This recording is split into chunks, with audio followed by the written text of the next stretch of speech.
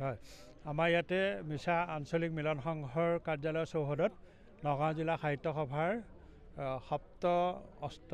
অষ্টবিংশতিতম দ্বিবাৰ্ষিক অধিৱেশন ইয়াত অনুষ্ঠিত হৈছে। আজি পুৱা 9 বজাৰ লগে লগে ইতিমধ্যে আমাৰ পতাকা উত্তোলন হৈ গৈছে 54খন, যিহেতু 54 বছৰ হৈছে।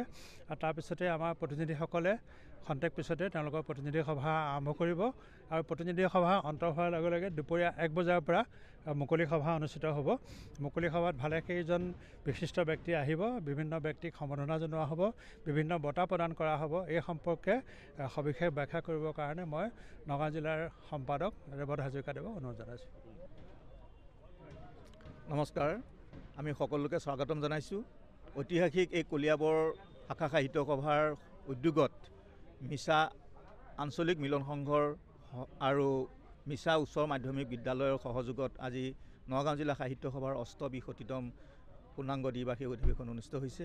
ইতিমধ্যে আমাৰ কাৰ্যসূচী মতেই পুৱাৰ পতাকা উত্তোলন 54খন পতাকা উত্তোলন হৈ গৈছে আৰু স্মৃতি তৰ্পণ হৈ গৈছে। এতিয়া আমাৰ প্ৰতিনিধি সভা হ'ব। এই প্ৰতিনিধি সভা মুকলি কৰিব নগাঁও আঞ্চলিক কাৰ্যালয়ৰ সম্পাদক প্ৰতাপ হাজৰিকাদেৱে।